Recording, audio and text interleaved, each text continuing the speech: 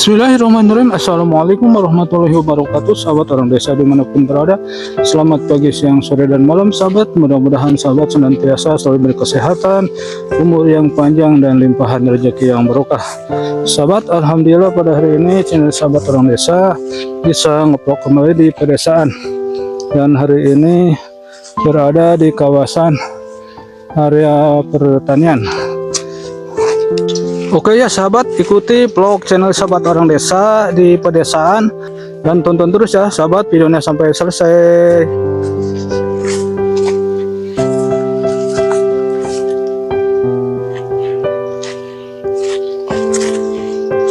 Nah ini sahabat nih, ini area tanaman, ini pohon tomat nih sahabat nih. Dan sebelah sini nih ada tanaman bawang daun sahabat. Oke lanjut sahabat.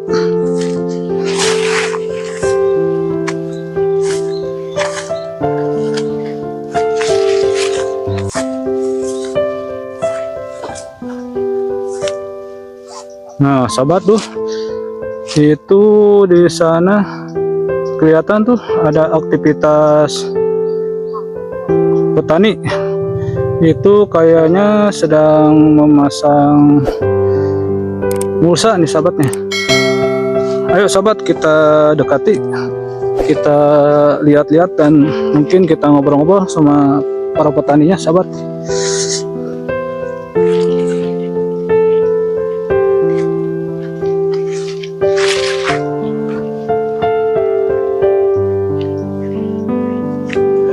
Nah ini sobat nih, ini media tanahnya ini kayaknya ini udah ditabur dengan kapur nih sobat nih. Nanti kita tanya-tanya nih fungsi pengapuran ini, fungsinya untuk apa nih sobat.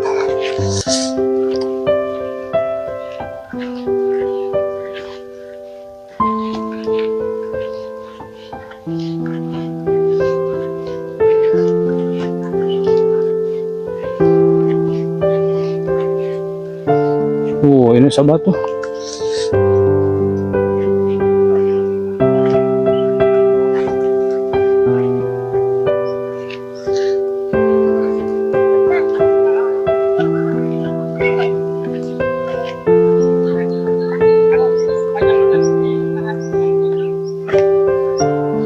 Nah ini nih, para petani sedang memasang mulsa nih.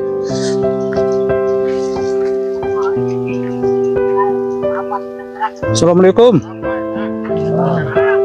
Ini si bapak nih, para petani sahabat sedang memasang plastik atau mulsa ya pak ya.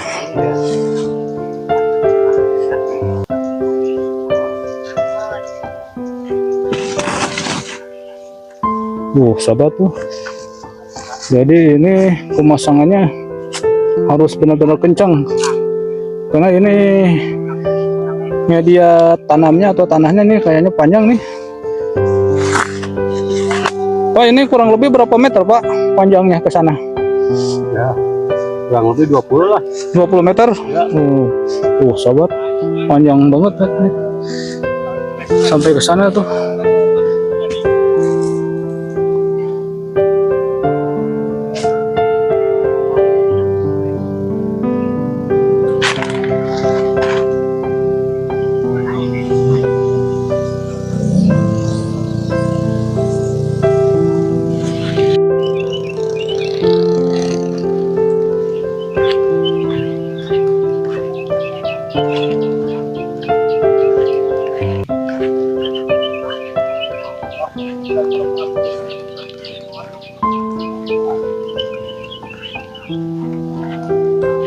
Oh, ini ada si bapak nih.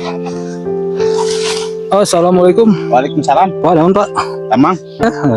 Wah, ini saya dari channel Sahabat Orang Desa Pak ya. Oh, Kebetulan ini sedang jalan-jalan gitu melihat aktivitas para petani di pedesaan nih. Jadi melihat kegiatan keseharian ya. Iya. Ya, kebetulan di sini tadi lewat ada kegiatan ini pemasangan mulsa ya. Mulsa. Ya, ini dengan Bapak siapa Pak? Rusman. Pak Rusman ya. Mohon. Nah, ini sahabat ini kebetulan ini ada Pak Rusman nih. Ini maaf Pak Rusman ya, mungkin ada sedikit tanya-tanya gitu dengan Pak Rusman nih. Nah, ini itu kaitan dengan ini pekerjaan mulsa ya. Ya. Itu tadi saya sebelah sana tuh lihat-lihat ya. Itu media tanahnya udah dikasih yang putih itu apa itu? Kalau nggak salah kapur apa itu Pak? Ya, kapur pertanian itu. Oh, itu kapur pertanian ya. Ya, Dolomit, mungkin ya. sedikit ada informasi apa namanya Pak? Dolomit ya. Dolomit ya. Oh, gitu. Itu biasanya itu fungsinya untuk apa Pak? Untuk menetralkan tanah. Itu Untuk menetralkan tanah. Ya. Mungkin ada tambahan untuk ini, mungkin ada ini nggak untuk meningkatkan kadar keasamannya nggak?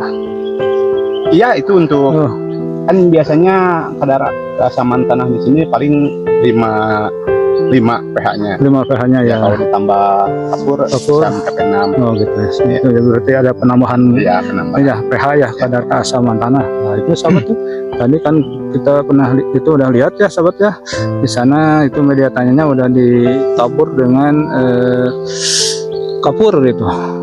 Nah, ini untuk sistem mulsa ini keuntungannya gimana Pak? Oh, keuntungan pakai mulsa Ya. itu cuma rumput nggak tumbuh Rumput nggak tumbuh ya. ya, dan sinar matahari bisa memantul ke tanaman. Oh, ke tanaman ya. Ya, Karena di situ ada proses fotosintetik Pak ya. ya, Karena betul. proses penyaluran makanan itu biasanya prosesnya ada di daun ya. Ya, Kalau di perumahan itu dapurnya kan ya, proses untuk menyalurkan nutrisi ke buah-buah ya. Nah, jadi ini sahabat tuh tadi mungkin selain itu dari segi penanaman nanti bisa berkelanjutan Pak ya. Jadi tidak usah lagi kita proses pembentukan tanah mungkin ya kalau sama mulsa ya. ya bisa mencapai 1 tahun lebih. 1 tahun lebih ya. Ya, Berarti masa tanam berapa kali itu? bisa 4 sampai 5 kali tanam. 4 sampai 5 kali tanam ya. Kalau Pak Rustam ya, Khususnya Pak Rusman ya. Kalau Pak Rusman ini biasanya kalau kan seperti itu masih itu sama garapan yang tomat itu. enggak itu. Oh, itu punya milik juragan tanah itu juragan tanah ya. bos pang besar-besar Oh, lah itu. lah. Oh, jadi itu mah milik orang ya. Milik orang. Pak Rusman cuma yang ini aja ya ini. Biasanya kalau sekarang ini rencana mau nanam apa nih? Biasa timun. Mentimun ya. Tapi saya lihat ya kalau itu kan ini mungkin media tanahnya udah ada pencampuran berak ya. Dia pakai pupuk Kotoran hewan ya. Itu diantaranya kotoran kambing atau apa? kotoran ayam. Kotoran ayam ya. Kalau kotoran kambing dipakai nggak? Domba gitulah. Oh, dipakai tapi kan berat itu, berat di ongkos. Oh, berat di ongkos ya. Ya. Berat di modal ya. Ya, berat di modal. Kalau untuk kotoran ayam mah agak ringan ya harganya ya. Biasanya kalau kotoran kambing domba itu berapa per karung itu? Per kilo per karung itu? Per karung Per karung berapa? sama aja lah harganya, tapi kan kalau kotoran kambing sedikit Sedikit ya. Karungnya. Misalkan sekarung misalkan 40 kilo. ya. Mungkin kalau kotoran ayam mah bisa banyak ya, bisa lebih Iya. sekarung mungkin ya gitu. Karung kotoran ayam cuma paling 25 kilo ya gitu. Jadi mungkin kalau harga bisa sama ya, Iya. tapi kalau itunya volumenya mungkin banyak kotoran ayam ya. Iya. Nah, jadi mungkin ya yang masyarakat itu yang penting efisien ya, terus nanti hasil dari pertaniannya bagusan gitu ya. Nah terus itu kan setiap mulsa itu nanti ada ini ya, ada tempat untuk tanamannya dikasih lubang-lubang gitu. Biasanya jarak per lubang itu berapa meter atau berapa senti? Kalau di sini biasanya 60 cm. 60 cm ya. Iya. Jadi antara jarak untuk tanaman ya. Iya. Nah, seperti ini sahabat tuh, itu ada ini nih tanaman pohon cabai rawit tuh itu. Tuh, jadi itu ada udah dikasih lubang-lubang gitu. Tadi kata Pak Rusman itu apa jaraknya antara berapa? 60 60 sampai 60 cm. Oh, 50 sampai 60 cm ya. Iya. Jadi untuk jarak penanaman ya. Ini kalau masalah pertanian nih Pak Rusman ini udah lama gitu di bidang pertanian, menggeluti bidang pertanian.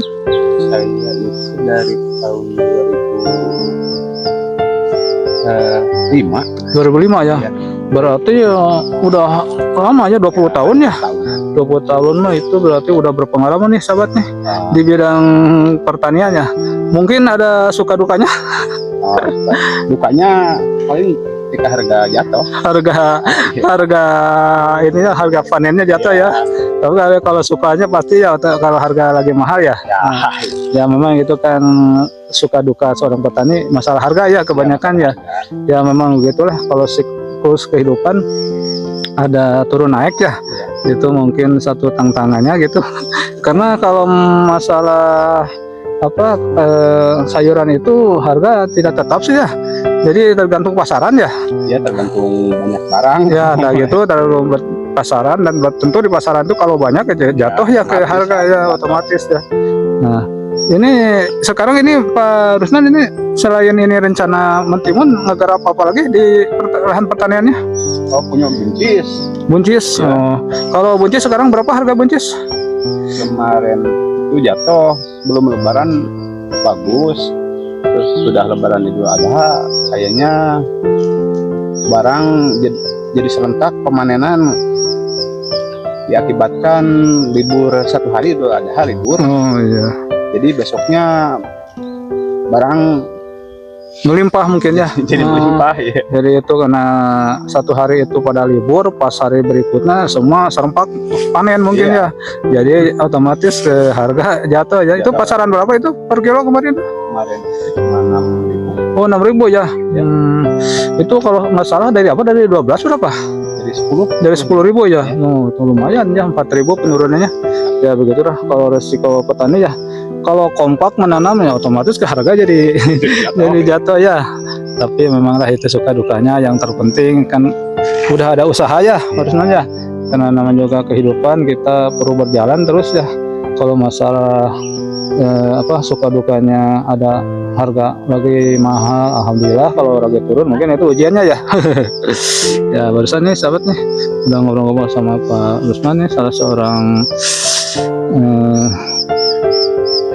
pengelola lahan pertanian, dan dia selain menanam tanaman mentimun juga dia lagi menggarap katanya tanaman buncis.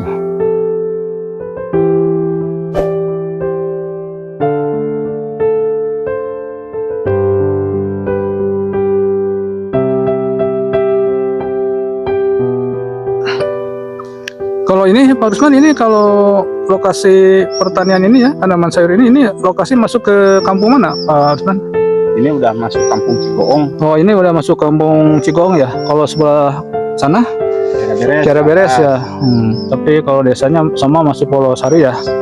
Nah, jadi ini sahabat, ini lokasi area tanaman pertanian sayuran Pak Rusman ini ada di lokasi Kampung Cigoong, Desa Polosari, Kecamatan Kalapanunggal, Kabupaten Sukabumi, Jawa Barat, sahabat nih.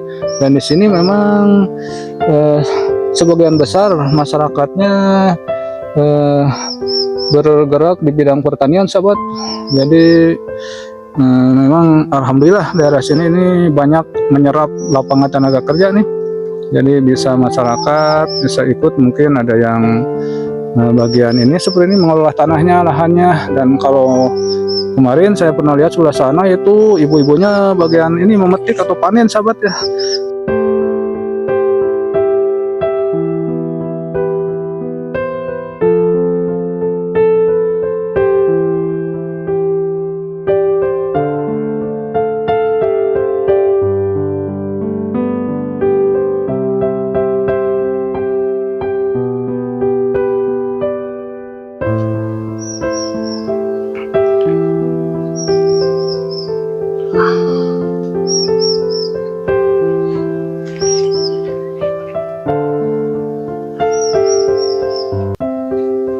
Pak Rusman, maaf masih berlanjut. Ini luasan tanah yang digarap sama Pak Rusman kira-kira berapa hektar atau berapa are nih? Ya, ini cuma 26 are. 26 are, berarti 2.600 meter persegi ya. Itu kalau menggarap ini ya, ini kan ini katakannya ini baru mau rencana mau nanam ya gitu kan, otomatis banyak itu para pekerja itu. Kalau para pekerja itu sistemnya bayarannya gimana itu? Borong. Oh itu borongan ya. Oh kalau gini mah borongan sistemnya ya. Jadi kalau borongan itu ngitung per meter atau gimana? Per row mulsa itu satu rownya itu 500 meter. Oh 500 meter. Oh itu satu row itu 500 meter ya. Jadi itu diborong sama pekerja ya. Jadi pekerja mah itu tergantung para pekerja mau berapa orang juga itu jadi masalah ya. Yang penting kesanggupan dia kan ya. Karena Pak Rusman udah ngeborongin ya. Biasanya per 500 meter berapa Pak Rusman? Kalau boleh tahu nih. Oh di sini per 500 meter itu 2.500.000. 2.500.000. Ya. Nah, kalau Pak Rusman ini berapa meter ini? Belum tahu. Belum tahu ya. Oh jadi nanti hasilnya mungkin ya yang terpasang mungkin ya diukur ya. Tapi ada gambarannya. Kalau tadi kalau si Bapak ini ada 20 meter ke sana? Ada ya. Ya gitu. Ya gitu sahabat nih. Jadi ini para pekerja ini bukan harian lepas tapi ini karena ini pekerjaan masa musa jadi dia borongan gitu. Katanya tadi per 500 meter itu 2.500.000 ya. Lumayan ya ini. Ini bisa selesai sehari ya? Enggak, ini katanya kalau itu bisa mencapai berapa hari ini? ini udah berapa? 7 hari. 7 hari ya. 7 hari itu dari perbentukan Iya. itu. Oh jadi borongan itu termasuk pembentukan tanahnya mungkin ya? Iya. Oh segitunya. Oh jadi bukan masang mulsanya aja ya. Oh kan saya kemarin lewat ke sini itu kelihatan ini kayaknya ini mau pakai mulsa belum ini kan ya masih seperti gitu. Makanya saya sekarang lewat aja kebetulan alhamdulillah nih ini ada kegiatan memasang mulsa. Jadi ya ini untuk informasi ke rekan para petani ya karena ini mungkin bisa ditonton oleh di masyarakat di mana-mana gitu. Jadi mungkin tapi itu kan tergantung daerah ya mungkin beda ya. Kalau Pak Rusman di sini mungkin menerapkan harga seperti tadi ya. Terus pengelolaannya mungkin kalau pengelolaannya tadi mungkin sama lah kalau masalah pupuk mah ya. Ya, Karena bidang pertanian mungkin awal-awalnya ada penyuluhan ya. Di sini ada penyuluhan nggak kalau bidang pertanian di sini? ada. Ada ya dari dinas pertanian ya. Nah gitu sahabat.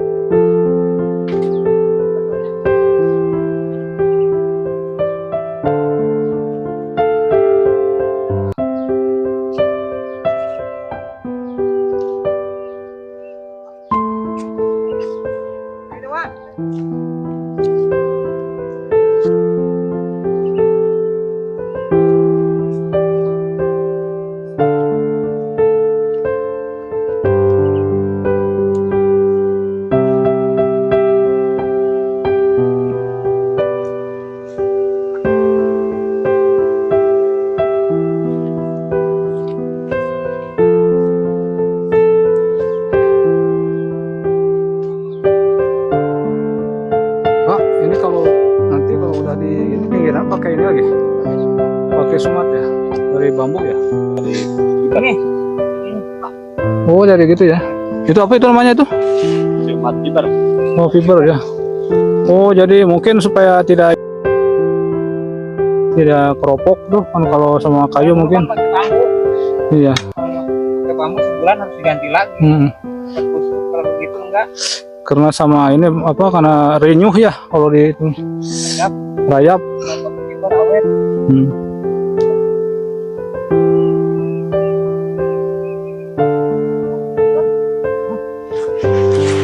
Nah, jadi ini sahabat nanti ini pinggirannya nih dirapihkan pakai yang gini nih. Ini namanya fiber katanya tadinya. Jadi tidak pakai fiber dari bambu karena kalau dari bambu ini akan mudah dimakan rayap. Kalau ini tahan lama ini.